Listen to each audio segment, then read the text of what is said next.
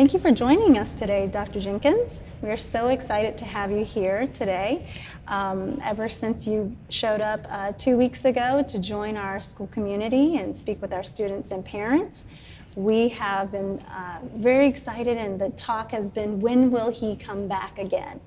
And so the fact that you're here to answer some of the questions from our students is a wonderful thing. Thank you for taking the time to do that. I'm honored to be here and can't wait to be here full time. So I look forward to sharing some information today and getting to know the community even better. Are eager to get to know you. So we have some questions from our students. All right. So let's begin with a question from our kindergarten. Are you ready? Yes. Dr. Jenkins, what do you like to do for fun? There are a lot of things I like to do for fun. Almost anything outside is fun to me. I like to work in the yard. I like to grill. I like to smoke barbecue. I like to cook with my wife, play golf with my son. I like to hunt and fish. Just about anything with my family or anything outside. Whoa, that sounds like fun.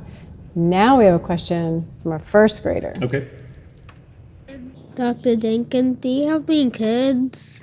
I do. My wife and I have 4 children. We have Jeremy and Molly and Jonathan and Rachel and 1 grandson named James. All of our kids are in their mid to late 20s, and James is about 6 months old.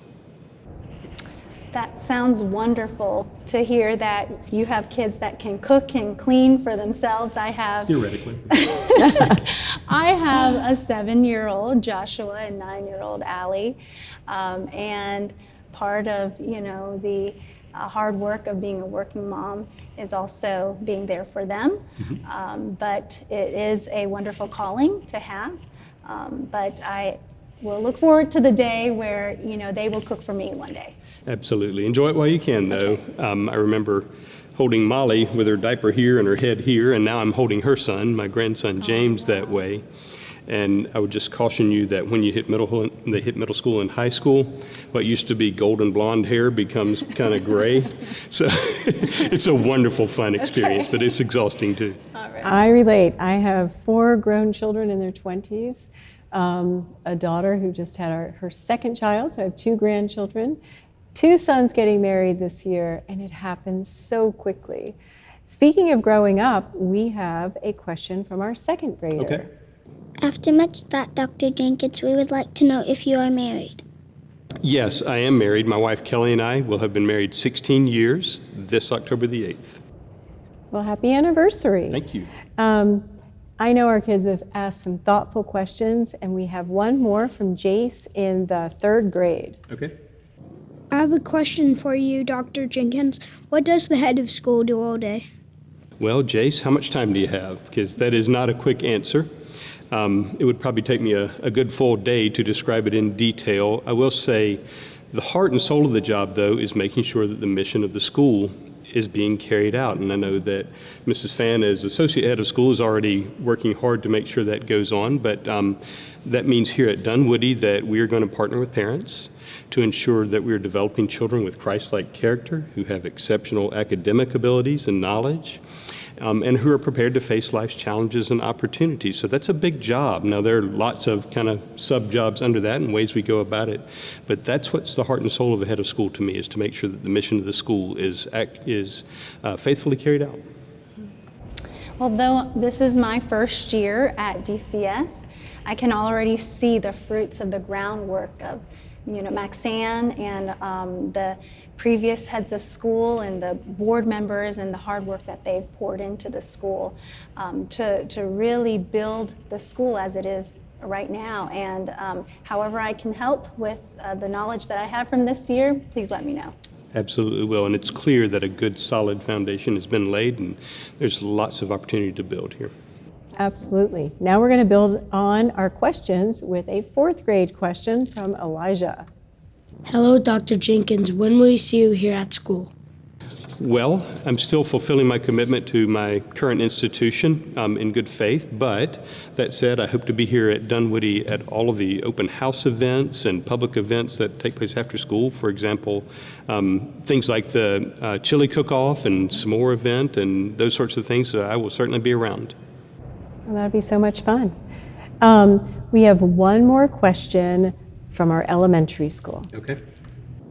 Dr. Jenkins, who is your role model?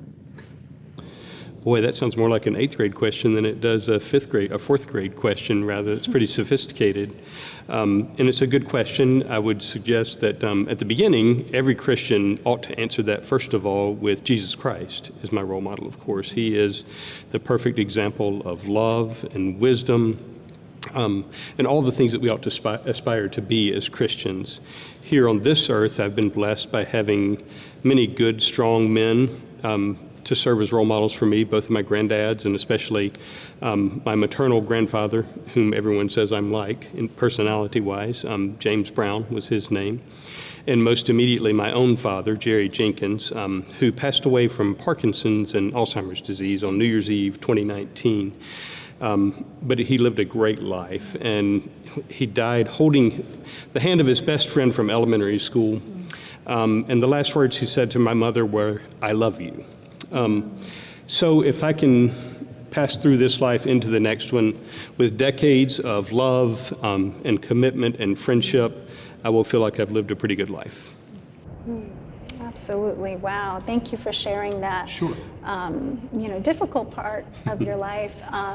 As I think about this topic of role models, and me being the middle school principal, it's very important as a part of my job, for me to instill that mindset with our middle schoolers, for them to see themselves as role models to our elementary students, and to know that they are ready and equipped to go out into the world to be role models, to love like Jesus. Sure, absolutely. And, we become like those we hang around, right?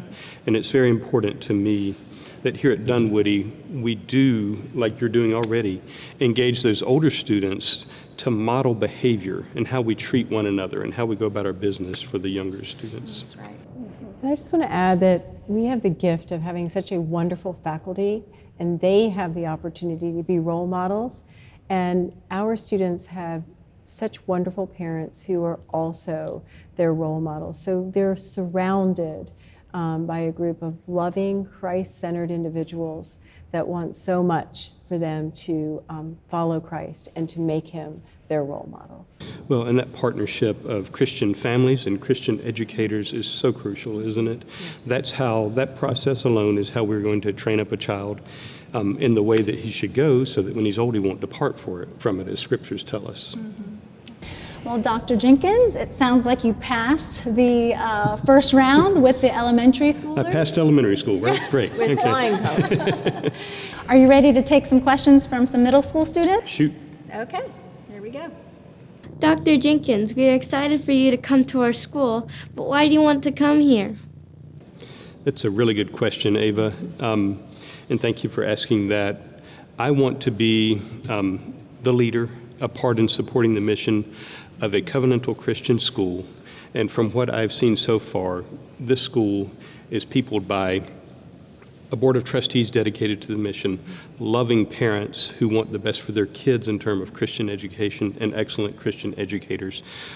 What Christian who is working in the field of education would not want to be here at Dunwoody Christian School? Absolutely. Well, we have one last question from our middle school. One last question for you, Dr. Jenkins. What does DCS mean to you? Vivian, that was a good question and asked with enthusiasm. I like it. Dunwoody Christian School means to me what might very well be the culmination of a pretty long career in education. I feel like this is an opportunity for me to impact God's kingdom by partnering with these parents, with the families here at Dunwoody, to develop children in concert with the mission. But it's just an opportunity to be part of a loving Christian community that supports one another, and like I say, builds God's kingdom. Absolutely.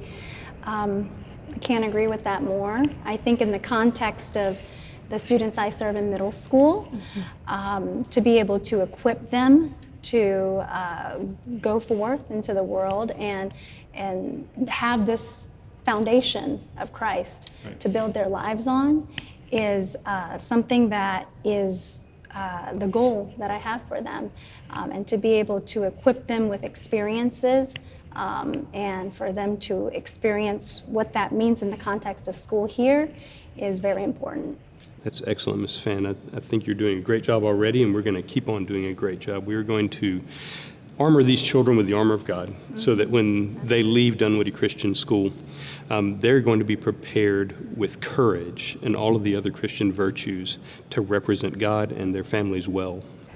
And many of you have heard me say that Dunwoody Christian School is the place where Jesus has called me to serve the children, to serve their families, and to serve their teachers. And in my calling, I know that I want this to be, a Deuteronomy 11 school where we talk about the precepts of Christ when we walk along the road, when we lay down at night, when we're in our classrooms, when we're on the playground. There's never not a time that we want to forget that Christ is at the center of all that we do, and that we are going to raise up these children to be ambassadors for Jesus in all ends of the earth. We're so excited to have this opportunity to be here. Couldn't have said it better myself. Thank you for your time, Dr. Jenkins. Thank you. I appreciate it.